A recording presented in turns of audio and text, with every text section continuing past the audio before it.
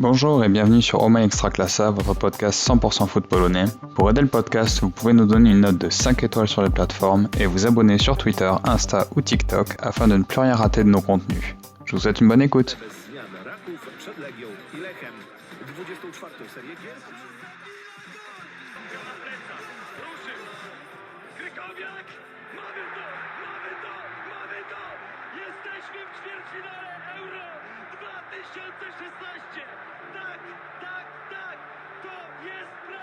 Et salut à toutes et à tous, jak mówił Paulo Souza, dzień dobry to everyone. Heureux de vous retrouver pour un nouvel épisode de votre podcast 100% foot polonais Oma Extraclassa, épisode hors série. Aujourd'hui, nouvel épisode spécial sélection. Et aujourd'hui, pour m'accompagner autour de la table, ils sont 4. Troisième semaine d'affilée pour mon premier invité, Maël, @gornikzabgefr sur X. Maël, comment ça va? Eh bah ça va super, merci, hein. Troisième fois consécutive et effectivement, je commence à prendre ma place et j'espère que tout le monde va bien. Peut-être te faire signer un contrat de travail finalement. Et mon deuxième invité a vu les matchs ce week-end depuis le train. C'est Manu, @extramanu sur X. Manu, comment ça va? Comment était la connexion dans le TGV ou dans le TER? Bonsoir à tous. Écoute, là, ça va très bien. Hier soir, c'était un peu plus compliqué. Égalité, défaite de la France. C'était une soirée compliquée, mais heureusement, pas d'eau ici dans le train, donc j'ai pas pu suivre tout ça en direct. Mais je vais, avec plaisir, donner mon avis sur un match que je n'ai pas vu. Et mon troisième invité a vu son petit cœur battre hier quand il a vu Malfinski rentrer sur le terrain. C'est Yo du comité des Yo, @l'air Poznań sur X. Yo, comment ça va? Eh ben, ça va super, très heureux de vous retrouver pour une nouvelle semaine pour le podcast. Dernier invité, il a passé pour vous, mesdames, messieurs, sa journée sur Twitter à regarder les analyses politiques, les analyses football, tous les conflits internationaux, Bref, ce soir, on a des débats franc-maçonnerie polonaise qui chauffent. Mon dernier invité, c'est Mathieu, @footpolak sur X. Mathieu, comment ça va? L'instruit du groupe. Oh bah, merci Johan, l'instru du groupe, faut pas exagérer. Ça va très bien. Il fait très, très froid, c'est horrible, mais je suis content d'être parmi vous et de cette belle équipe aujourd'hui, comme la semaine dernière. Ça fait plaisir. Exactement, oui, la tête pensante. Ah, la tête, en tout cas. Ouais, ouais.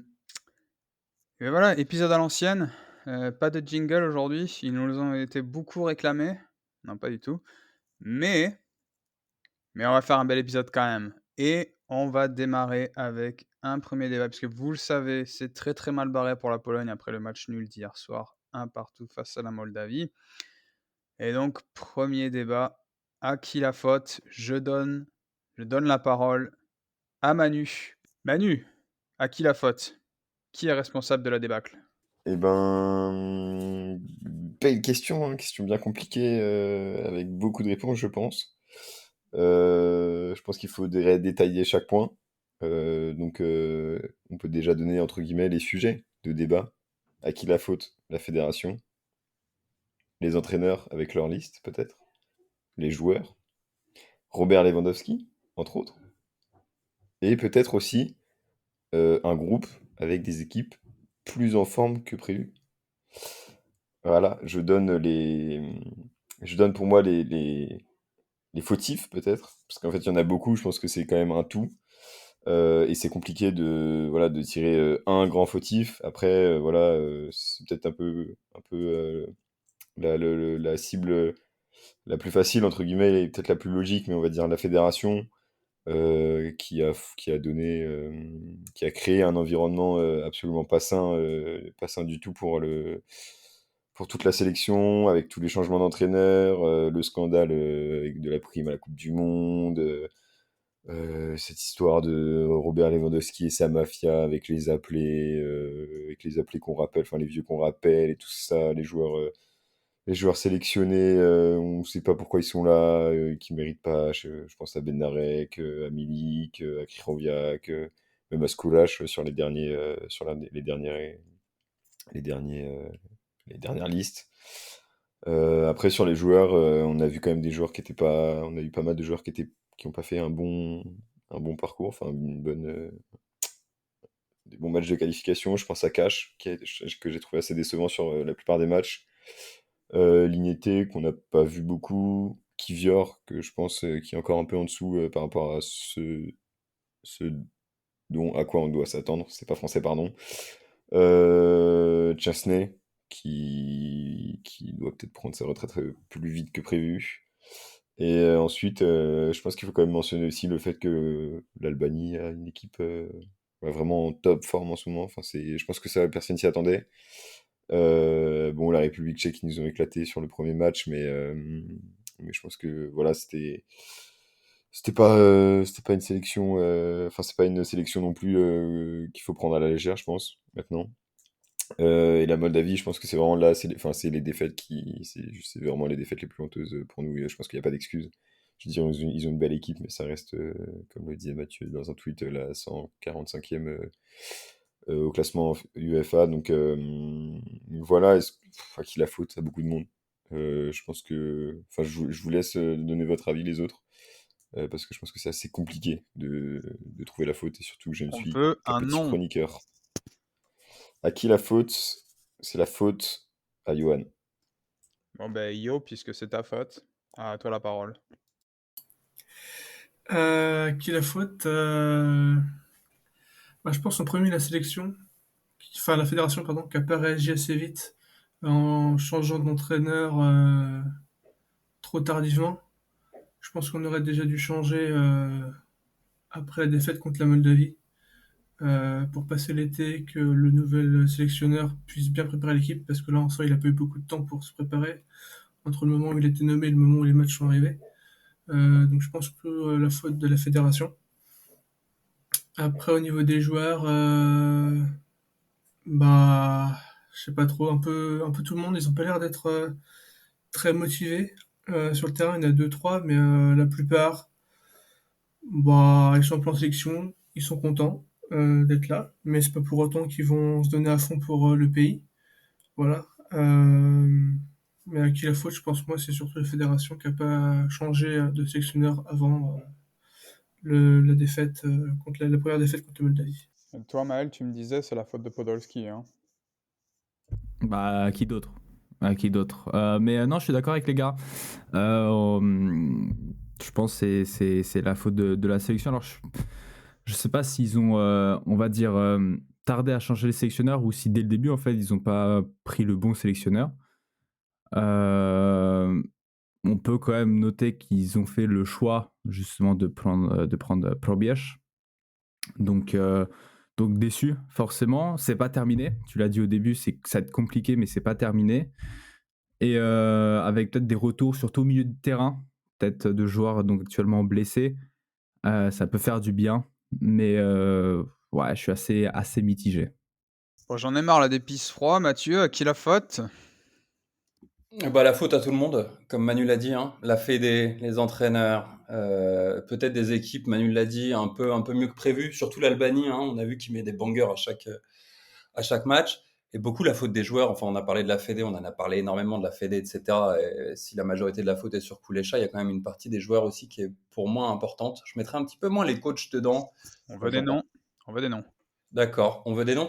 Donc pour les joueurs, avant, je vais citer quand même. Alors juste pour les joueurs qui écoutent les noms, vous êtes toujours invités sur le podcast, bien sûr, hein, pas de souci. Je vais pas citer de joueurs qui parlent français et comprennent le foot. Ça, moi, je serai tranquille.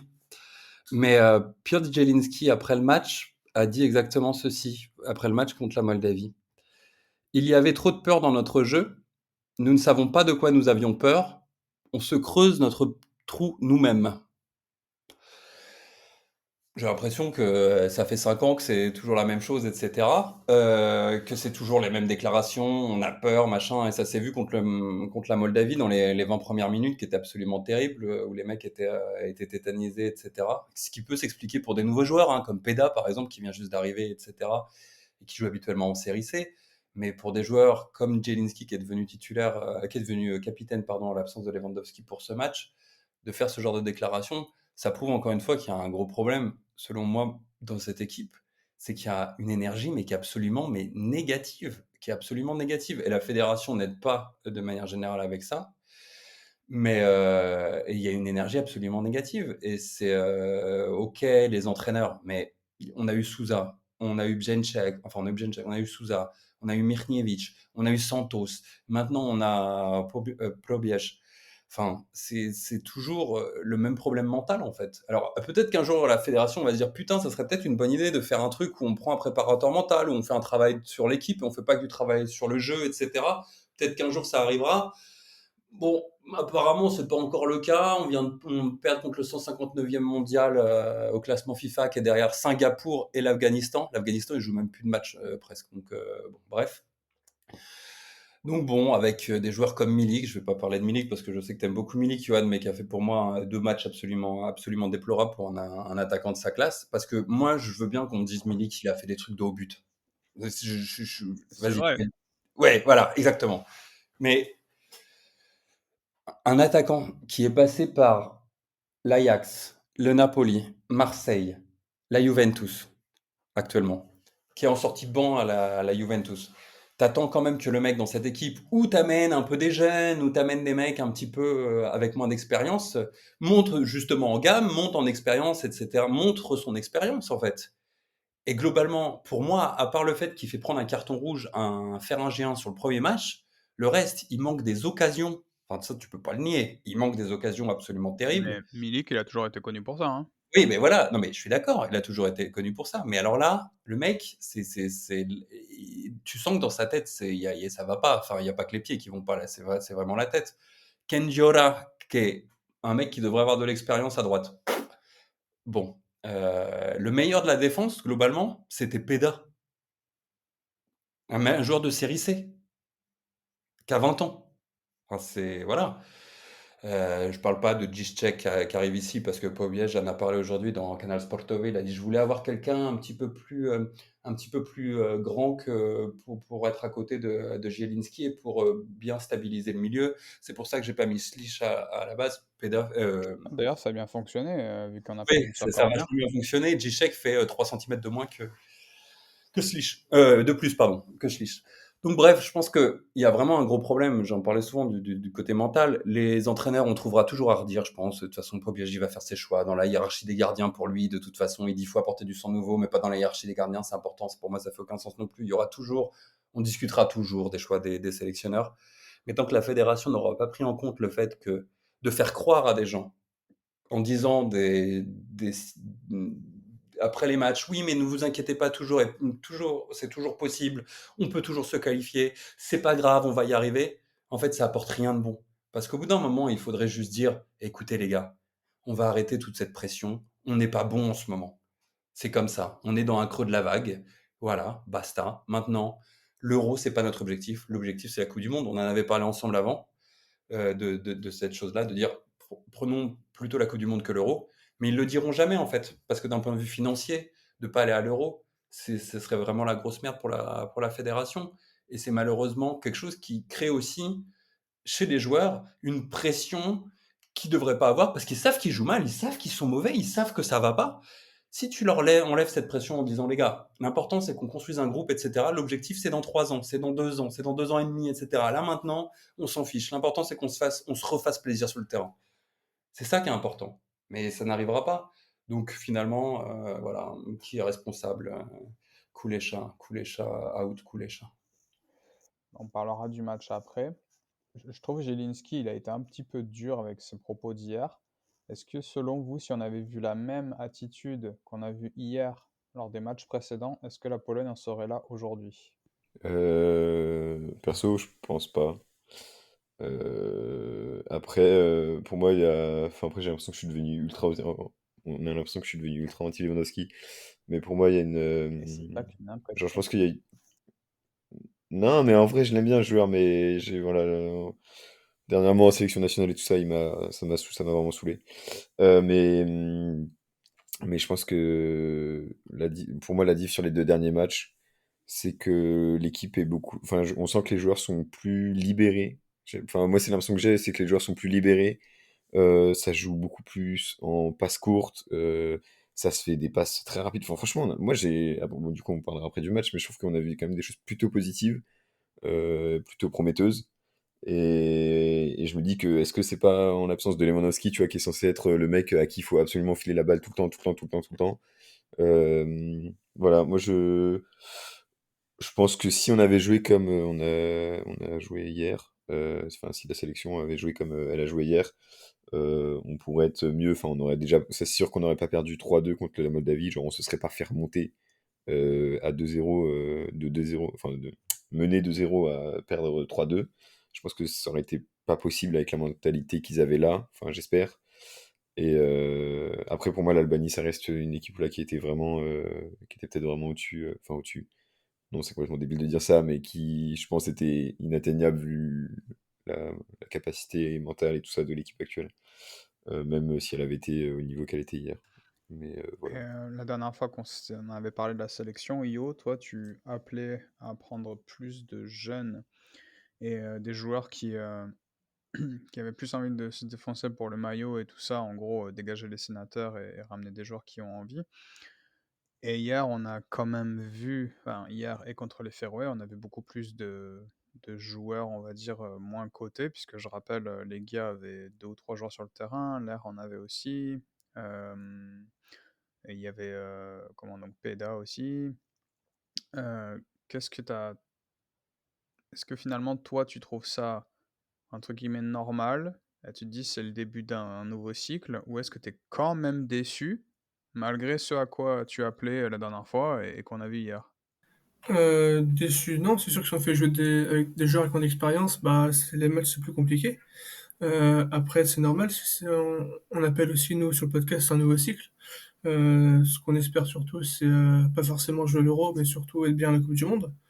Et ça passe par bah, mettre des jeunes dès maintenant pour qu'ils s'imprègnent voilà, du groupe, qui commencent de jouer ensemble, qui prennent de l'expérience petit à petit en jouant bah, contre les Moldaves, contre les Féroïens, contre les Albanais, qui sont des nations un peu plus sous-cotées en Europe, comparé voilà, aux Allemands évidemment, Néerlandais et Français.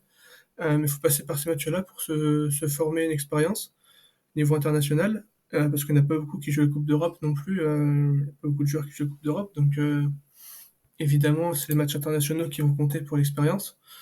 Et même si on sait que c'est compliqué, bah, ça fait toujours plaisir de voir des joueurs jeunes voilà, intégrer la sélection. Même s'il reste encore quelques joueurs âgés, évidemment, il en faut pour l'expérience.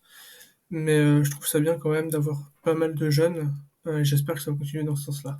Et je vais poser une autre question. Puisque Manu, tu te plains beaucoup de Lewandowski, et, à, à tort ou à raison, c'est pas moi de juger, mais tu te plains beaucoup de Lewandowski, notamment le fait qu'on lui balance tous les ballons dessus, etc. Et hier, il me semblait que tu disais par message, ouais, tous les ballons sur la tête. Hier, c'est vrai qu'on avait beaucoup de jeux de pied. Mais face à ça, je dois mettre la remarque de Mathieu qui explique que Milik, il est nul, et puis qu'on l'utilise de haut but, etc., etc. Et je pose la question, est-ce que, en fait, hier, avec Milik, on n'a pas vu ce qu'on voit d'habitude avec Lewandowski, il n'a pas pris ce rôle-là de l'espèce de guide qui ne fait rien, au final, parce qu'en fait, l'équipe lui met les ballons dessus en espérant qu'il va se passer un truc, et en fait, ça marche pas comme ça, quoi. Alors, bah, du coup, je vais répondre. Je vais répondre.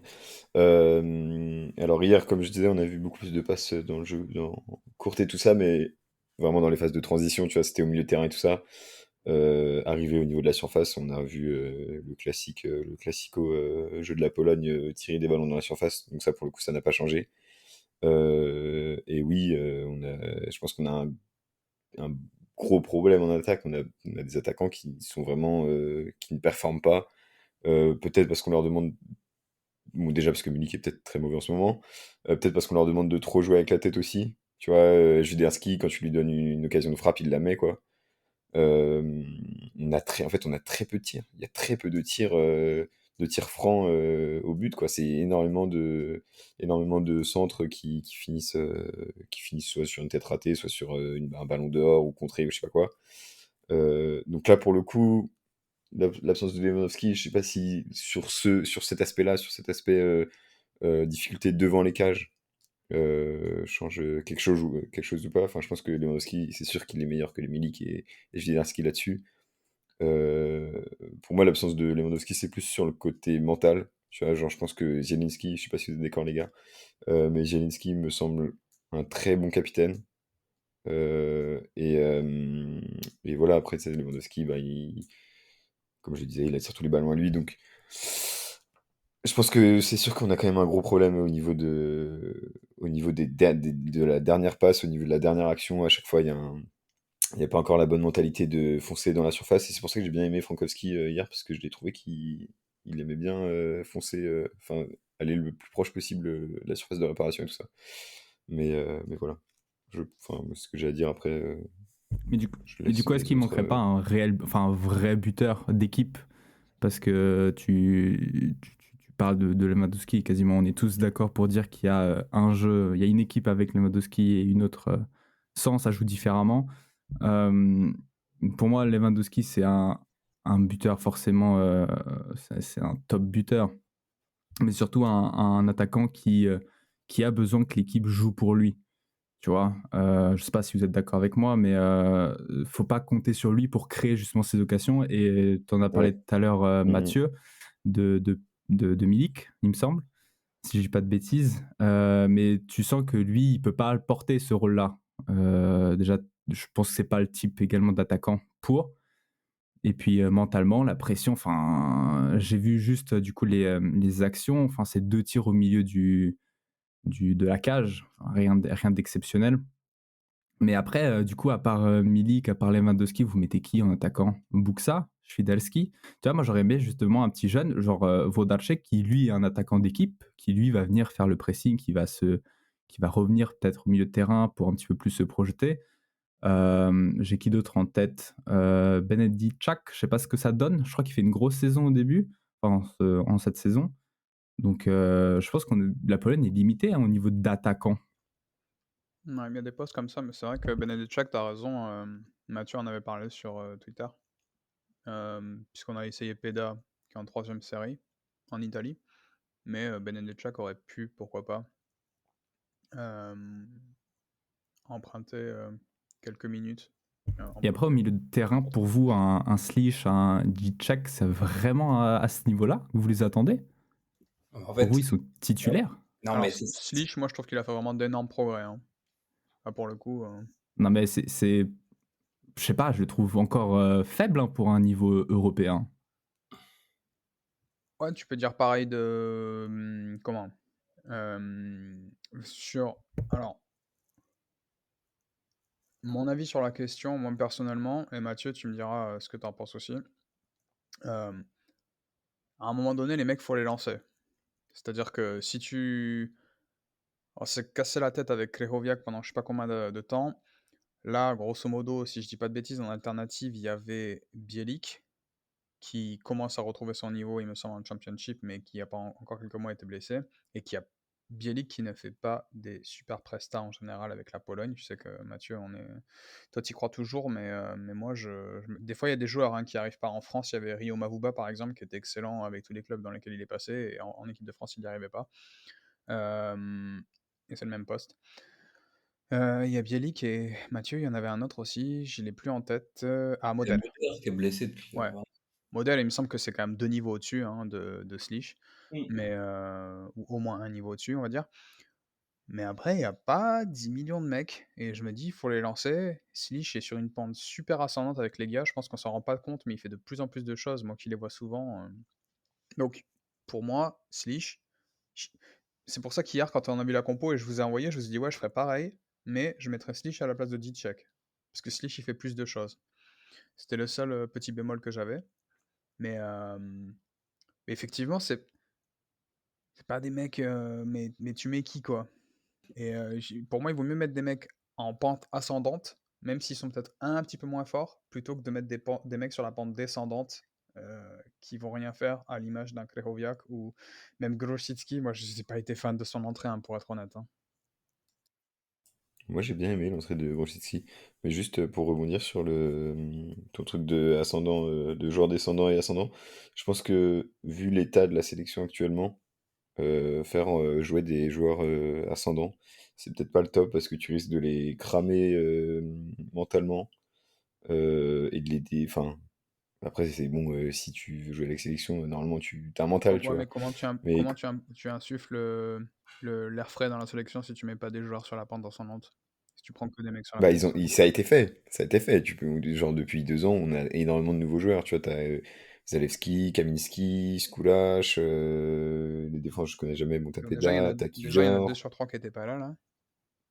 Oui, là, il y en a deux sur toi qui n'étaient pas là, mais tu vois, justement, pourquoi ils n'étaient pas là? Alors bon, Zalewski, parce que si j'ai bien compris, il est dans des embrouilles. Si c'était vraiment ça la raison. Et Skulash, parce qu'il a plus de temps de jeu. Mais tu vois, est-ce que mettre des joueurs comme ça quand la sélection va pas bien, c'est pas le truc de ils vont jouer, ils vont faire des matchs de merde parce que la sélection va pas bien, du coup ils vont jamais être rappelés, tu vois. Genre je sais pas, moi je pense que il faut, Bien sûr, tu peux c'est un essayer risque, de, c'est un risque, il faut bien sûr mettre des jeunes joueurs, mais tu peux pas mettre une équipe 100% de jeunes, tu vois. Moi je pense que là la quantité de nouveaux joueurs et tout ça était raisonnable. Enfin, Tout à l'heure, c'était si t'en mets plus, ça risque d'être vraiment une équipe genre sans non, expérience, c'était quoi. pour rebondir sur ce que Maël disait, mais il me semble que si tu mets un Slich en pleine bourse, c'est mieux qu'un Szymański, Damian Szymański, en Oui, Grèce. oui, sur ce, je suis d'accord. Ouais. Mais bon, ça reste que mon avis, Mathieu, ouais, vas-y. Non, non, non, mais je vous écoutais et je suis assez d'accord avec vous, juste pour une chose. Alors, je suis d'accord surtout aussi avec Manu sur le fait qu'il faut quand même noter qu'on a vu un très bon Przemysław Frankowski sur ces deux matchs. Voilà, c'est l'une des satisfactions, peut-être l'une des seules, peut-être Świderski aussi quand même, et Peda qui a pas été mauvais pour un nouveau sur ces deux matchs. Mais ce qui m'inquiète plutôt quand je vous écoute et quand vous parlez, ce qui m'inquiète, c'est de voir qu'en fait, on est parti de l'attaque en disant qui on a. Et Maël faisait le constat en disant qui on appelle. Alors peut-être un Vodacic, pourquoi pas, hein, ou un Benedictchak qui aurait pu être là. Après, on est passé au milieu. On pourrait poser la même question d'un point de vue de la défense. À part les gardiens, en fait, il n'y a aucune certitude sur cette équipe, qui pourrait être titulaire, qui devrait être vraiment titulaire, etc. Et généralement, quand tu n'as pas de certitude, tu fais des paris. Et c'est ce que fait Probiège en disant, OK, je vais essayer des choses, etc. Et si je me trompe, je me trompe, mais je vais montrer que j'ai raison, et je vais essayer de montrer que j'ai raison, etc. Si on reprend le milieu, Moder était blessé, ce qu'on a dit. Bielik qui revient juste et qui se blesse, c'est le Abu Dhabi polonais. Julkowski, peut-être qu'on l'a oublié maintenant, mais qui joue encore en Italie, mais qui, bon an, mal an, joue pas avec Empoli, il me semble. Devant, tu avais des mecs où tu te disais peut-être il va se passer quelque chose. On a une époque, on avait l'une des meilleures attaques du monde en termes de statistiques quand tu prenais Lewandowski, Piątek et Milik. Il y a presque plus rien derrière Lewandowski actuellement, à part Świderski, mais qui avait plus un 9,5. On a déjà eu la discussion ensemble, Johan. Je pensais que Kovnatski allait faire une bonne saison en Bundesliga. Ça n'a pas été le cas pour l'instant, donc c'est assez compliqué. Donc tu as énormément de gens de...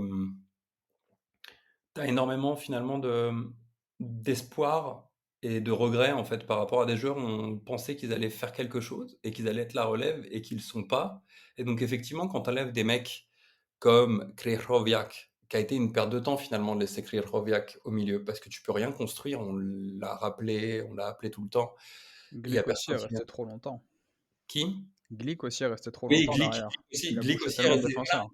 donc en fait, vu que tu voyais ces mecs-là qui arrivaient pas, les mecs qui devaient arriver derrière, tu voyais en Italie c'était compliqué, en Allemagne c'était compliqué, tu vois, les mecs tu te disais putain on mettait des espoirs dans ces types-là et ils jouaient pas trop, ou c'était assez, les mecs se blessaient ou quoi que ce soit, bah en fait tu laisses des mecs, des sénateurs à des postes importants et quand il faut renouveler, bah c'est compliqué et on le voit. Moi je suis pour hein, qu'on renouvelle vraiment cet effectif et que on arrête de se dire OK, on fait jouer trop de jeunes, on fait pas jouer trop de jeunes, j'en ai rien à foutre qu'on fasse jouer trop de jeunes ou pas trop de jeunes. Je veux juste qu'on ait une identité de la Pologne dans le football comme on a pu l'avoir auparavant. Même si c'est comme c'était en 2016, même si c'est quelque chose de plus intéressant comme ça l'était par le passé dans les années 80, même si c'était quelque chose de différent comme dans les années 90, mais qu'il y ait quelque chose d'identité. Alors Manu l'a dit, on voit des bouts de choses, et effectivement, comme il y a des bouts de choses, et pour ça, il faut que tu crées un groupe. Et pour créer un groupe, il faut que tu appelles des mecs nouveaux. Et tu auras des mecs qui vont sous-performer, d'autres qui vont surperformer, des jeunes qui vont avoir peur, d'autres des vieux qui vont avoir peur, des jeunes qui vont avoir les dents qui vont rayer le parquet. Enfin, tu auras tout ça, mais il faut créer une dynamique positive. Et je pense qu'on manque beaucoup de dynamique positive. Zalewski est pas là, effectivement aussi, c'est vrai que t'en parlais Manu, c'est pas forcément pour les affaires de paris sportifs, c'est juste qu'il est pas très bon avec la Roma dernièrement. Mais il n'y a pas de dynamique positive et c'est ça qui me gêne. Et je suis pas sûr que Probierz, de ce que je vois de ses interviews, il a une volonté d'apporter ça, mais je suis pas sûr qu'il soit à la hauteur de la tâche qui est devant lui en fait.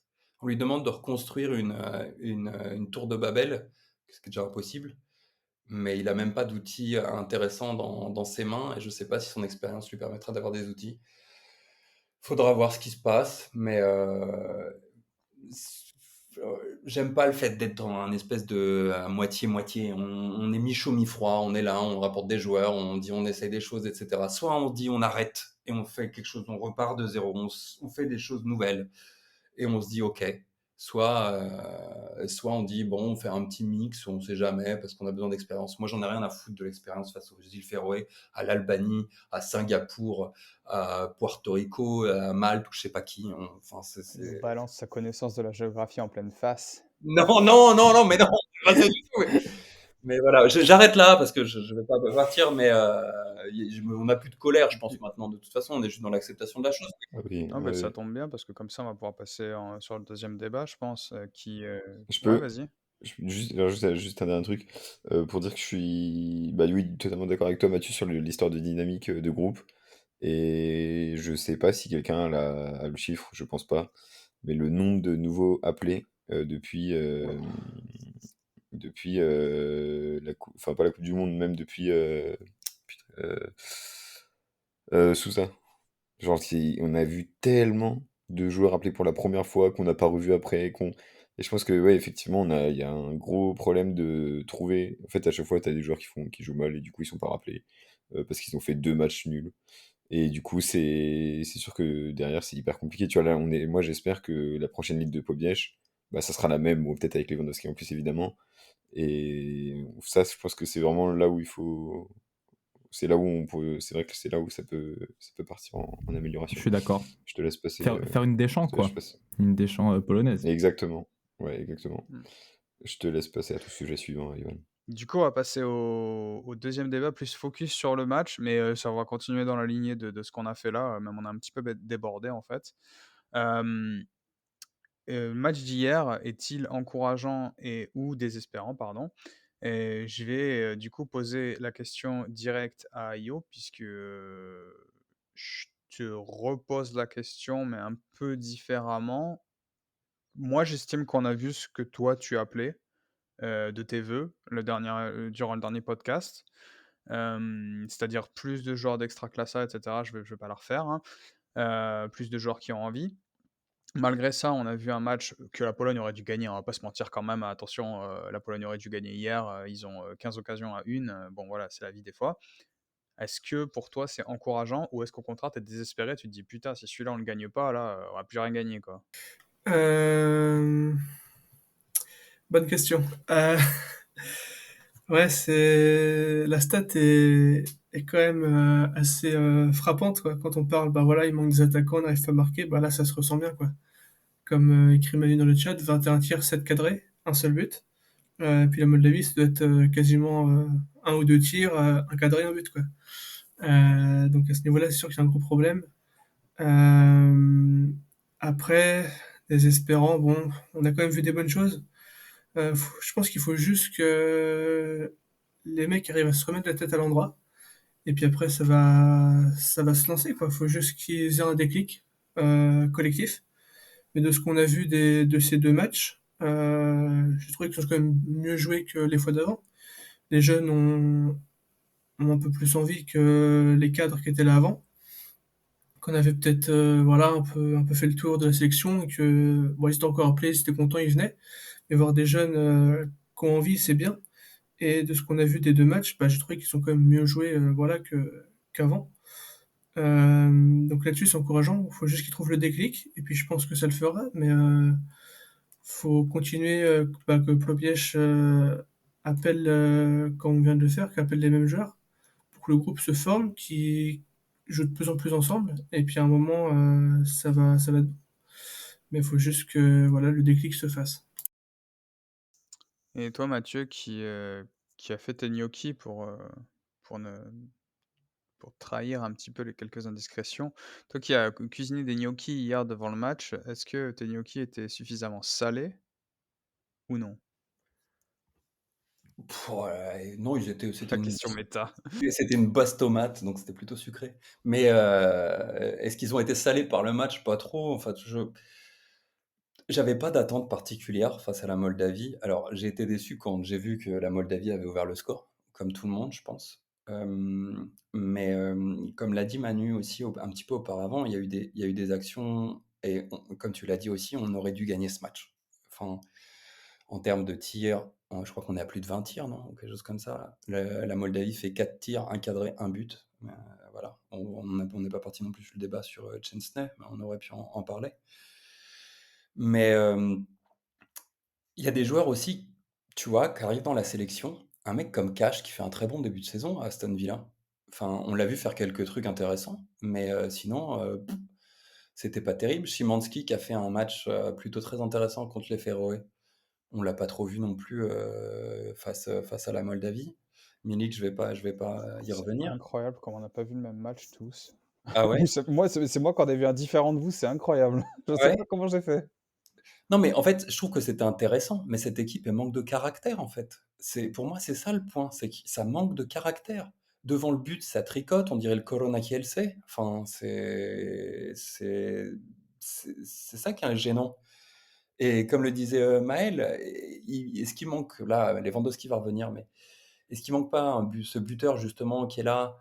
Tu vois, moi, j'aimerais un capitaine qui harangue, qui vient, comme Zielinski peut le faire des fois, mais tu sens, enfin, Zielinski, faut quand même rappeler l'histoire, c'est quand même un mec qui, à la base, dans sa famille, allait, et sa famille qui recevait des orphelins, etc. C'est le mec qui mettait son petit nom sur ses affaires parce qu'il était un petit peu timide, etc., pour pas qu'on lui prenne, mais qui parlait pas trop. Donc, enfin, c'est pas le mec qui va arriver, qui va haranguer, etc., et qui va dire. Et ça manque, tu vois. Avant, tu avais des Błaszczykowski, tu avais des Piszczek. Błaszczykowski, c'est la presse polonaise, tout le monde. Enfin, il y avait comment ça s'appelle, des tensions avec Lewandowski, par exemple, sur le terrain et en dehors. Mais tu sentais que le mec, il apportait quelque chose, tu vois. Et extérieur, cette espèce d'aura. Et en fait, c'est ça qui manque, tu vois. À la 53e, je me suis dit, putain, Świderski, il marque. 53e, je me dis, bah, c'est bon, tu vois. Tu fais le plus dur, tu marques contre la Moldavie, c'est bon, t'as déverrouillé le truc. Et bah finalement, après, il y a eu des occasions, etc. Ça s'est un petit peu calmé. Et Paul Biech fait des changements à la 72e, il me semble. Fait rentrer des jeunes. Tu fais rentrer des jeunes dans cette espèce d'optique où il faut gagner à ce moment-là, etc. En faisant rentrer Marszwinski, Kaminski, et je sais plus qui c'est qui rentre. C'est pas un jeune qui rentre après, mais je sais plus qui c'est. Donc voilà, pour moi, je pense que je suis pas totalement en désaccord avec toi, Johan, sur comment tu as vu le match. Je pense juste qu'il y a un manque flagrant de caractère, pas forcément que de technique ou quoi que ce soit, mais vraiment de caractère dans cette équipe. Et c'est ça, et c'est dans ces petits matchs-là, face à des équipes que tu dois battre, où tu vois que en fait, bah, cette équipe, en fait, c'est pas une équipe, c'est juste ça. C'est des mecs qui sont là, qui essayent de jouer ensemble le mieux qu'ils peuvent, qui ont peur et qui y arrivent pas, tu vois? Ah Le mais seul justement, là c'est normal en fait. Parce que tu as tellement de nouveaux joueurs, nouveau système, non, nouveaux joueurs. Tu étais à 4 derrière avec Santos, là tu à 3. non mais Tu c'est as Preda, tu as Kiviol qui passe derrière à gauche, défenseur gauche, Kandiola, défenseur droit, ouais, défenseur central. Tu as Slich, Dicek, tu as Szymański qui est finalement titulaire, Szowek à droite. C'est normal en fait que ce soit pas une équipe d'un côté. oui, non, mais dans ce que tu dis, tu as en partie raison, effectivement, c'est normal. Mais après, on parle de joueurs professionnels. Je suis d'accord avec toi dans le sens où, techniquement, ils sont pas certains à leur poste, certains viennent d'arriver, machin, il y a pas d'automatisme et ce genre de choses, donc c'est compliqué pour faire une équipe. Mais il y a pas d'esprit de corps sélection, c'est ça que je voulais te dire, tu vois? Il y a pas d'esprit de corps sélection, c'est-à-dire, on est ensemble, tu vois? Il parlait de Deschamps et cetera, et vous parliez de Deschamps. Qui a réussi à créer ça. Il y a pas ça, il y a pas ce côté: «Putain, on va le faire». Le seul, et c'était dans le truc YouTube de la fédération, le résumé, YouTube, sur, la mi-temps des îles Féroé ou après le match des îles Féroé, C'est encore Grosicki qui est venu haranguer en disant blablabla, ouais, on va le faire avec les couilles, machin, je sais pas quoi. Bon, bref. Mais il n'y a pas de. Pour moi, c'est ça que j'ai vu sur le terrain. J'ai vu des joueurs, voilà, qui essaient des choses, qui tentent, qui savent un peu mieux que ce qu'on avait vu avant sous Sousa, mais ça manque de. Il n'y a pas de tueur, tu vois. T'as pas de tueur en fait. Dans une équipe, il te faut un tueur, il te faut un mec, c'est lui qui va c'est lui qui va finaliser tout ce que les autres ont fait. Et t'as pas ça, voilà. Ouais, désolé. Et du coup, Manu, toi qui t'es plus enthousiasmé sur le jeu, et je te rejoindrai quand même pas mal là-dessus. Moi, hier, j'ai bien kiffé, on va dire, une bonne demi-heure du match, hein. Il y avait quand même pas mal de jeux, ça Ouais, jouait à une touche de balle. ouais, ouais. Ben ouais, ouais, moi le jeu, alors du coup, comme tu le disais en intro et que je confirmais, le match, je l'ai pas du tout vu en entier, surtout la première mi-temps. Moi, j'ai surtout vu du coup la deuxième mi-temps et toute la phase, on va dire, avec le but donc à la 53e et la phase, je veux dire, 50-65 où j'ai vu des où j'ai vu un jeu de passe, mais enfin franchement, tu vois, tu parlais de nouveaux joueurs qui se connaissaient pas et tout ça. Et ben j'ai vu un jeu de passe vraiment magnifique. Franchement, à la 60e, euh, faudrait que je regarde la VOD pour revoir l'action. Mais t'as un jeu de passe incroyable qui mène au moment où Frankowski a failli mettre une retournée. Une Genre toute bicyclette. l'action avant est folle. Et du coup, j'ai trouvé. En fait, moi, le match, vraiment, sur ces bonnes 15-20 minutes, l'équipe était vraiment à fond. On a vu des belles choses.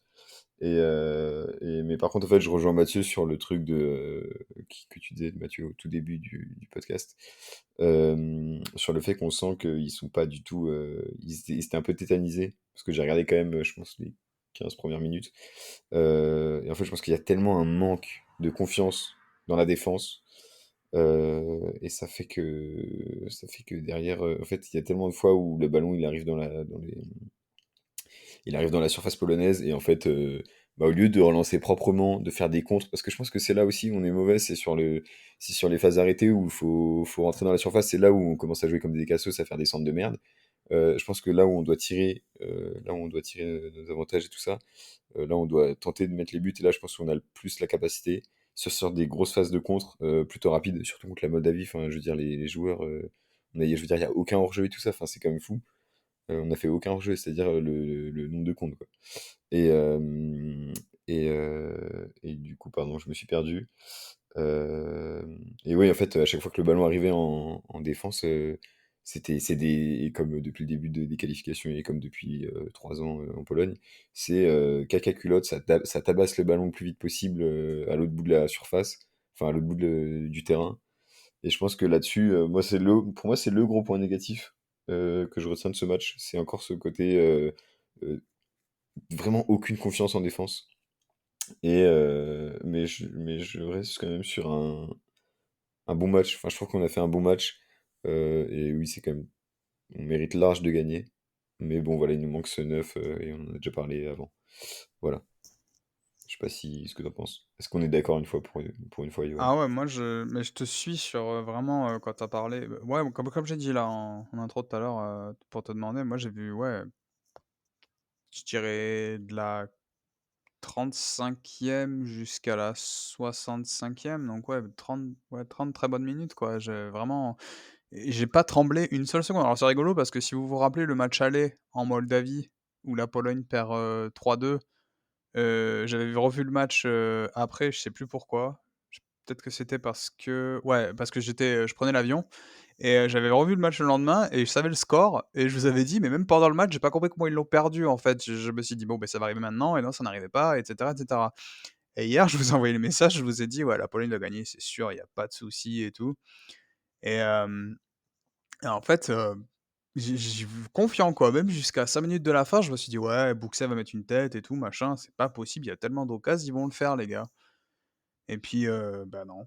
Donc moi, c'est pour ça que je me suis dit, d'un côté, j'étais enthousiasmé par le match parce que on voyait qu'ils étaient tétanisés à un moment, mais d'un autre côté, ils se sont repris et ils ont quand même fait du beau jeu malgré l'adversité. Ils ont réussi à marquer tout ça. C'était vraiment plaisant, même si encore une fois, ce n'est que la Moldavie en face. Mais à la fin, tu te dis, putain, tu le gagnes pas avec tout ce que tu as eu, tout ce que t'aurais pu faire, les deux têtes de Milik là où il les met sur le gardien, machin, la bicyclette ratée de Frankowski, c'était bien et tout. Et je me suis dit, ça aurait été. Tu sais, tu te dis, les gars, ils avaient le moral au fond, dans les chaussettes. Et puis, ils sont arrivés quand même à nous sortir cette prestation là pendant 30 minutes. Je sais pas, je suis ouais, je suis passé, je sais pas, le petit coup derrière la tête là, j'avoue, j'étais un petit peu déçu quoi. À la fin du match, je me suis dit c'est mais d'un autre côté, c'est ce à quoi on appelait, également lors du dernier podcast, c'est-à-dire mettre des joueurs peut-être avec une moins belle carte de visite et puis finalement, bah, on sait que ça va être un petit peu plus dur de gagner les matchs. Je vais quand même juste pour clore, rappeler qu'hier il y avait constamment 2 à 3 joueurs qui étaient en Pologne. Il y avait un joueur de série C, il y avait un joueur, de Grèce, il y avait un joueur qui est remplaçant à Arsenal, il y avait un mec qui joue aux États-Unis et il y avait un mec qui joue en Turquie. Je Sans parler des noms, quand tu mets ça en perspective, tu te dis: «Ouais, OK, c'est pas la nation, dont tu attends qu'elle soit ultra dominante, en fait». Donc voilà, je Ouais, mais je attends, non, mais Manu, tu veux dire que Vas-y, non, Mathieu, parce que moi j'avais ajouté un truc. non, comment j'ai relancé le truc? Ouais, bah, pour clore. non, Bim! non, non, mais tu peux, Non, mais on a envie de non, mais parler. tu peux clore là-dessus. Non, mais après, je vais parler en plus. Donc, je vais juste te parler 30 secondes. Mais avant, on avait des joueurs qui jouaient dans des grands clubs, etc. C'est pas pour autant que c'était mieux, en fait.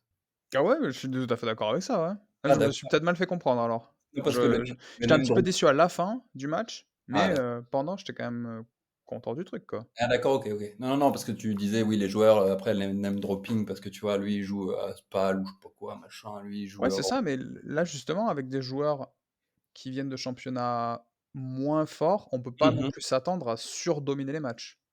Alors qu'avec la carte de visite en plus, on avait peut-être une fausse, heu Une fausse idée de ce qui pourrait être possible. Ouais, Exactement. ouais, voilà, exactement. On appréhendait mal les matchs parce qu'on se disait: «Ouais, putain, lui, il joue à la Juve, lui, il joue à machin et tout, et puis on va Mm. les défoncer», et puis en fait, tu les voyais arriver sur le terrain et bam, bam, bam.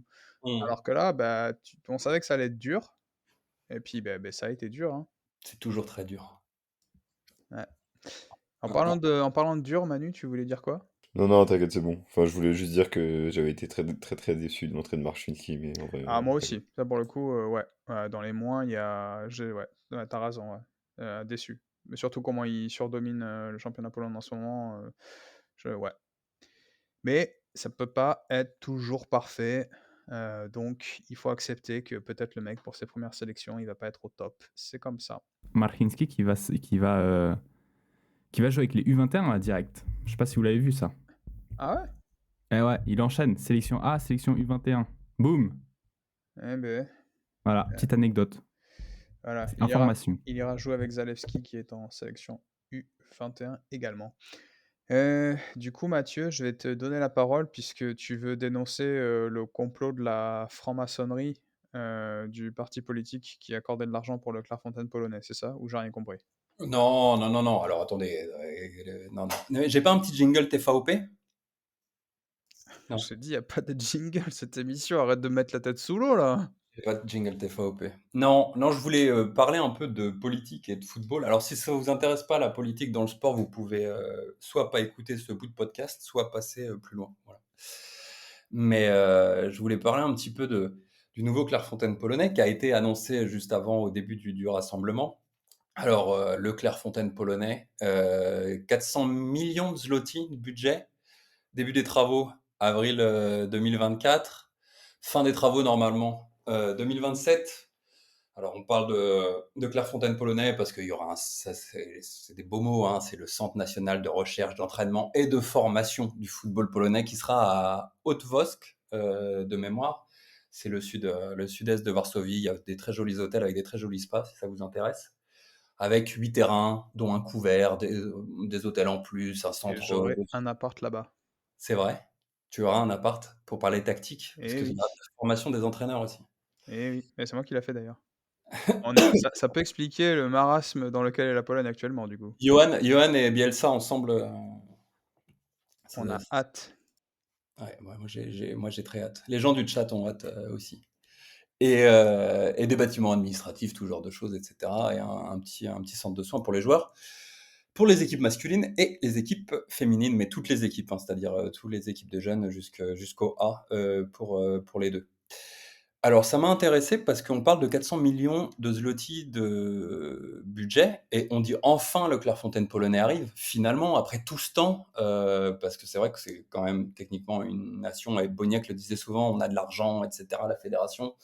Il a fallu attendre 2023, fin 2023 pour se dire on va finalement avoir un Clairefontaine polonais, alors que pour l'instant la sélection s'entraînait sur des stades à côté de l'hôtel du Hilton Doubletree à Varsovie. Et je me suis dit, c'est intéressant parce qu'en ce moment, pour ceux qui savent ou qui savent pas, il y a eu des élections en Pologne ce dimanche. Et quel est le rôle de la politique dans le foot en Pologne? Parce qu'on parle de 400 millions de zloty qui ont été donnés, vont être amenés par le ministère du sport polonais. Et souvent, quand on discute, etc., il y a des gens qui se posent des questions, principalement sur les supporters, mais aussi, ok, est-ce que, par exemple, le gouvernement polonais soutient le foot ou comment, etc. Alors, je voulais juste donner vraiment 5 minutes pour donner un petit aperçu. Je pense que pour ce qui est des supporters, ça sera peut-être intéressant dans leur série qu'on en parle parce que c'est quelque chose d'assez spécifique. Mais pour ce qui est aussi de la politique de manière générale, du sport en Pologne, peut-être ça faudra un hors-série, mais je trouvais ça intéressant d'en parler au moment des élections et au moment où il y a eu l'annonce de ce Clairefontaine polonais, parce qu'il n'y a pas de hasard dans les choses.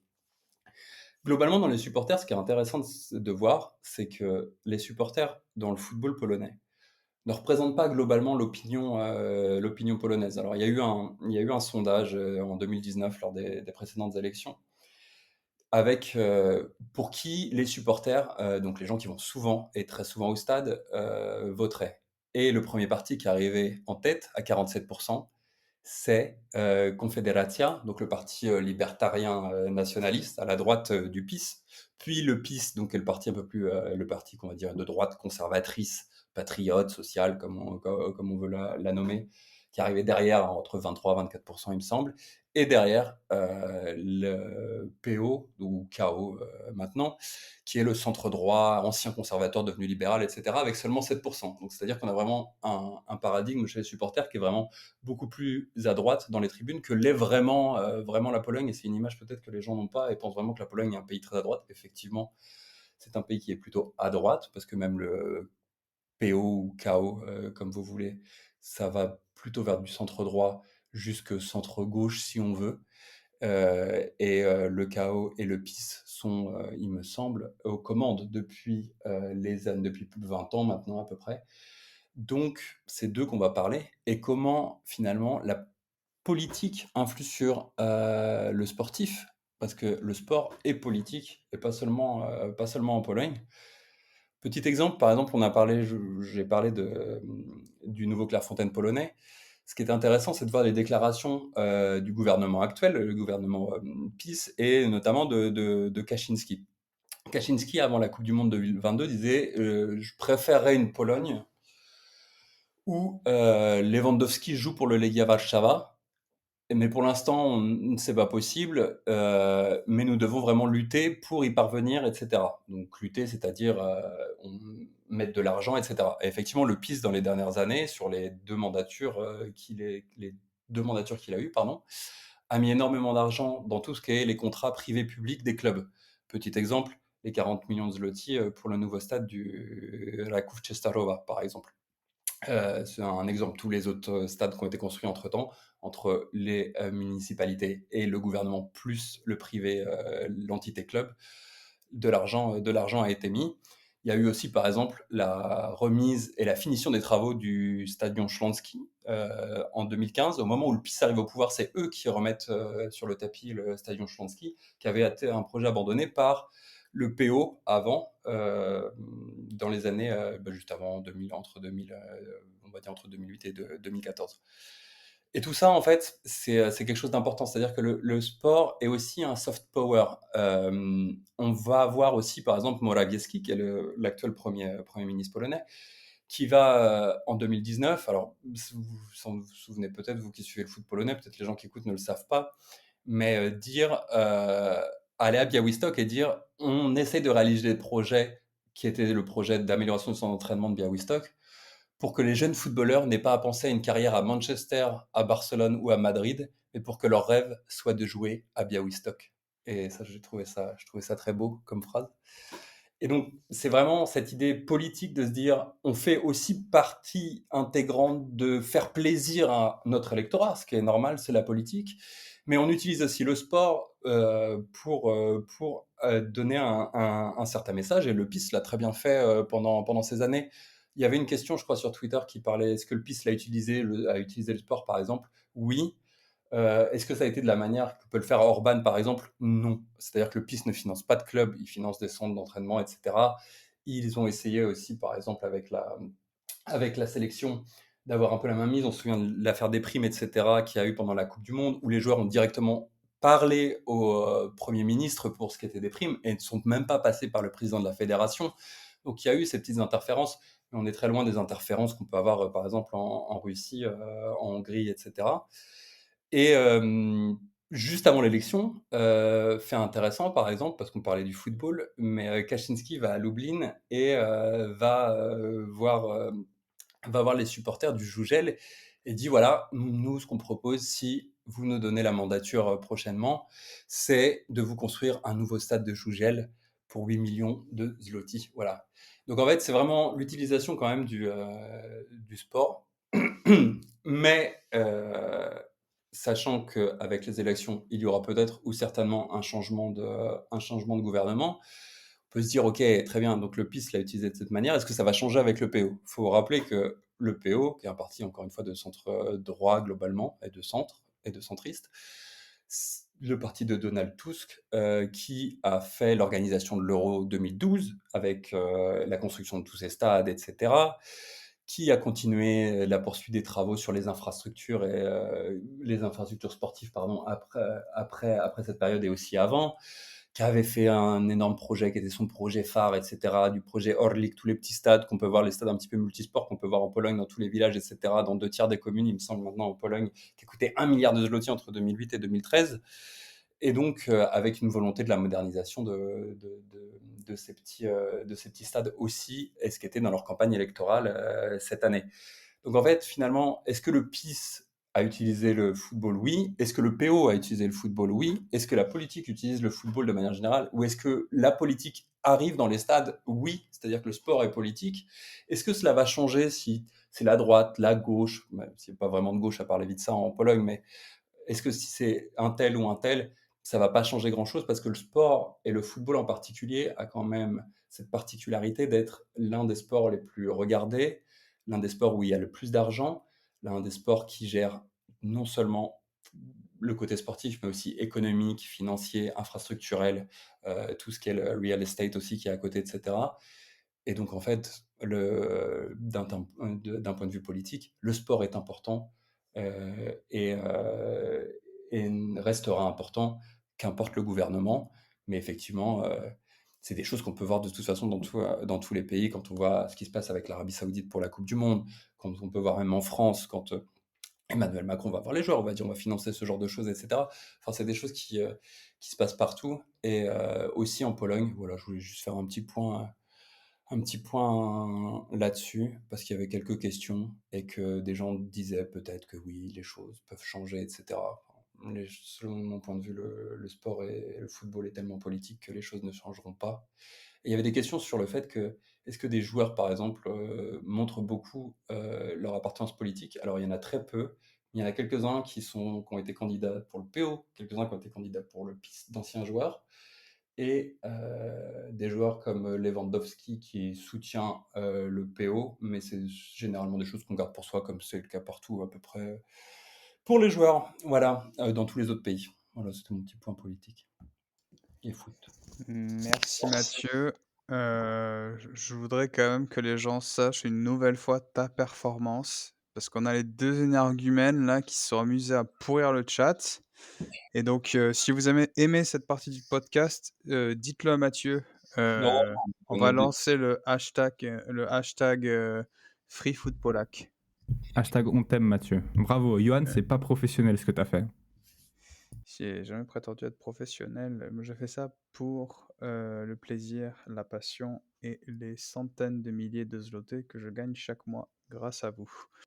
Sans transition, on va passer au vainqueur du concours. Comme me disait un illustre philosophe, certains font gagner des stades et d'autres font gagner des maillots. Pardon, certains offrent des stades et certains offrent des maillots. Et donc, le vainqueur du concours, et je vais lui demander pour la prochaine fois de changer son hâte parce que c'est putain d'imprononçable, NexiaPL. Alors voilà. Donc son Mais petit nom hors hâte, c'est Polak, avec un petit drapeau de la Pologne. alors on est hyper content pour toi, mais Polak, mais je crois que t'as mal lu l'arrobase. Je crois que c'est extra Manu. Je pense que c'est ça. Je pense que tu t'es grave trompé, Johan, parce Eh que oui, tout est... ouais. Non. Non, malheureusement. Ah Alors au ouais? début, c'était tombé sur Foot Polak, le tirage au sort. Et puis finalement, je me suis dit non, ça va être un peu... Oh, mais ça se fait trop. Pourquoi? Alors, vraie question. Question aux abonnés, et je veux absolument que vous y répondiez. Pourquoi Mathieu ne mériterait pas de gagner le maillot? Voilà. La question est posée. Non, non, il était pas du tout tombé sur Foot Polak. De quoi le maillot de. Le maillot de- Dobraniak? Non, Mais parce qu'il... au Bragnac, je lui demande un maillot, il me le donne. Je- Je veux pas gagner un maillot. Non, mais je m'en fous que tu le veuilles ou pas. C'est genre pourquoi, si c'était tombé sur toi, t'aurais pas eu le droit de l'avoir? Si c'était tombé sur moi, pourquoi j'aurais pas eu le droit de Mais l'avoir, tu vois? parce que ça. Bah non, bah attends. conflit Att- d'intérêts. Attends, Alors, attends. si c'était tombé sur Maël, on lui aurait donné, hein, parce qu'il l'aurait revendu. Bah Non, oui. Non, Maël, mais de toute non, façon, Maël, je attention, l'aurais Maël ici, amené le petit chez chouchou lui. de la Non, prod, non, hein. non, non. Petit chouchou de la. Non, Maël, mais c'est j'aurais bon, mais amené, mais tu veux que je balance les j'aurais dates? amené le maillot chez lui et je l'aurais brûlé devant ses yeux. Quoi? C'est Mais pas gentil, ça. C'est Maël, quoi ça? Voilà. il est où, J'aurais là dit, tu sais quoi, mais tu Vas-y, l'auras stop, pas. stop. Ça t'apprendra à faire le con dans le chat. Oui, tu as quelque chose à dire, Maël? Vas-y. Attends. Non, Hop là. Allez. Ah On va passer à la rubrique suivante. Ouais, on va passer à la rubrique suivante. Après cette question donc de Manu, vous avez eu le passage géopolitique de Mathieu et vous avez la question de Manu également dans ce podcast. On cherche toujours Yo d'ailleurs. Yo, tu es là? Oui. Ah bah tiens d'ailleurs Yo, un mot en polonais. Qu'est-ce que tu vas nous apprendre aujourd'hui? C'était pas prévu, tu sais pas que ça s'est tombé sur toi. Dis-nous. Et ben pourquoi pas piłka nożna. Voilà, ça veut dire football. Merci à tous. Voilà. Merci Yo. j'ai adoré. T'es une légende. Yo, c'est le contractor, tu sais. Le mec, tu le payes 1000 balles la minute, mais t'en as pour ton argent, quoi. Mais il est payé pareil que nous, Johan. Oui, mais c'est peut-être pour ça qu'il fait des interventions courtes. Il se dit putain, je vais pas gâcher de la salive pour rien. Bref. Voilà. Alors, si vous êtes sur Spotify et que vous êtes sur le mot en polonais, c'est-à-dire 20 secondes, ne vous inquiétez pas. C'est une vraie rubrique. C'est juste que voilà, la qualité, ça se mérite. Match du week-end prochain, messieurs. On revient à quelque chose de plus extra class-alike, comme on dit ici. Qu'est-ce qu'on va regarder? Je suppose qu'aucun d'entre vous n'a le calendrier sous les yeux. Donc, Si, dans ta gueule. Et si? Maël. Allez. Et si, Ok, bon voilà. Donc Mathieu, du coup, qu'est-ce que tu vas regarder le week-end prochain? Quel J'ai pas le bâtard. calendrier sous les yeux, connard. Je laisserai juste le connard. Je vais Ça, couper, tu le laisses, hein. Ça, je tu vais le couper laisses, tout hein. le reste, je vais juste laisser le connard. Va. Donc Mathieu, qu'est-ce que tu regardes du coup deuxième fois? J'ai pas encore le calendrier, putain, 30 secondes, je suis sur mon téléphone. Alors. Putain. Le mec, Pour le, Ouah. bêtisier. je vais trouver un match. Pour le bêtisier. Non, parce que je voulais pas prendre Schlandsklegia parce que je pense que quelqu'un va en parler à ma place. Mais non, prends-le. J'allais pas le prendre Bah parce que je oui. pensais que quelqu'un allait le prendre. Non, je vais prendre Non, bah non. Comment ça, bah non? Non, bah Gournik, là. Oh, mais tout le monde s'en branle de Gournik. Non, mais prends les gars, prends les gars, D'accord, prends les gars chauds. vas-y, je fais 1, 2, 3. Connard, donc, moi je vais prendre le match qu'on attend tous, le Schlanz contre le Legia, le match pour le titre déjà.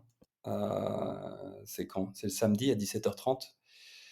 Et que si le Schlanz gagne ce match, je pense que le Schlanz sera champion. Voilà. Mais ça va être un beau match, ça va être très intéressant de voir si le Legia arrive après 3 défaites d'affilée à se mettre au niveau face au leader de l'Extraclassa, qui est le Schlanz Wrocław cette saison. Merci Mathieu. Merci pour les insultes, ça fait plaisir aussi. Manu, quel match tu vas regarder ce week-end et pourquoi? Est-ce que Yoann, il aura le droit de dire le l'air? Yo peut dire le leur, sauf si tu le prends avant. Ok. Non, bah du coup, je vais dire Jagiellonia Zagłębie, parce que c'est les deux équipes surprises de la saison. Et c'est aussi le divertissement, le Jagiellonia. Donc, pour un petit match du vendredi soir, ça va faire très plaisir. Donc, je vais sûrement regarder ça et je le conseille. Puisqu'on a parlé de Yo, quel match tu vas regarder le week-end qui arrive et pourquoi? Eh ben, je pensais pas pouvoir dire le l'air. Du coup, j'avais choisi Widzew Lourd parce que club ami, donc bonne ambiance. Voilà. Voilà. Et puis en parlant des fans de Lourd, Maël, tu vas regarder quoi alors? Je vais me faire un grand chelem, je vais tous les regarder. Promis juré. Quel mytho. C'est un mensonge. Il va Le même mec, pas tu lui regarder poses une Gourdi. question, il tombe à côté. C'est pas possible. Choisis un match. Un seul. Un match. Bah, un petit Stal Mielec Varta. Parce Allez, que le voilà. but, Confié. le but, putain, On a pas compris. c'est dur. Le but, c'est de donner aux gens, le but, c'est de donner l'envie aux gens de regarder. Donc, Mais putain, donnez l'envie, vous allumez le Gournik H24 sur les réseaux. Qu'est-ce que tu veux que je dise du Gournik Rakouf? mais t'es pas obligé de regarder Gornik, par exemple. Eh, tu veux que je regarde qui d'autre? Bah, je sais pas, il y a Pushcha Cracovia, ça va être mieux que Je Gornik. dis Stal Mielec Varta, personne me croit. Mais parce que moi, Ouais, parce que moi, j'ai regardé les 5 derniers matchs du Varta, donc je te crois pas, non? Ouais. Parce que même moi, je vais pas regarder celui-là, donc. Je connais rien au Mais non, mais en football. plus, la coupe Gournik, ça peut être bien. Ah, bah Hein. d'ailleurs, je serais. Ça peut être bien. D'ailleurs, je serais à Pushkouf, moi, non? Oh, non. Non, je dis de la merde, excusez-moi. Donc. Ah, d'ailleurs, putain, quelle galère pour aller à Mielec, j'ai regardé, je voulais aller faire le match. Mon Dieu. Voilà. Ben, évidemment que je vais vous conseiller le Piast Pogogne de vendredi 18h. Très très beau match. Vukovic face à Grosicki. Vous allez vous régaler. Il y a une petite nouvelle de dernière minute qui vient d'arriver. C'est le fait que Marek Papchoun, on parlait de Raku Časarova, Marek Papchoun est pressenti pour devenir le nouveau sélectionneur de la République tchèque. La République tchèque qui est le dernier match de... La Pologne. La Pologne, voilà. c'est une grosse blague. Non, c'est pas une blague. Les médias tchèques. Waouh, ok. Est-ce que c'est pas pour faire chier la sélection polonaise qui balance ça? Ça serait incroyable. Alors peut-être, hein, mais moi je pense que l'histoire serait trop belle que ça se passe comme ça. Et du coup, dernière petite recommandation de match, ou juste pour un mini sujet extraclassé, parce qu'on est quand même sur mail extraclassa, bah, le match du LER LKS, c'est quand même le premier match du retour de Stokoviec. Ah oui, le beau Donc, jeu. est-ce qu'on va voir, Ah oui. est-ce qu'on va voir un nouveau LKS? Je pense que ce match est à regarder. Ah ouais, quel que Absolument. soit le résultat, je peux te garantir qu'on va avoir un nouveau LKS parce que c'est pas possible qu'ils nous fassent la même bouillie. Ça. Alors, je posais une question, recommence pas à rager, s'il te plaît. Ah non, mais là, me relance pas sur Moscal parce que putain. Mais voilà. Je vous souhaite un bon week-end d'Extraclassa, un bon week-end de foot polonais, et puis on se retrouve la semaine prochaine pour un nouvel épisode. Au revoir tout le monde et très bon week-end, très belle fin de semaine et à lundi prochain, mardi prochain. À plus tout le monde, bonne semaine. Bisous tout le monde.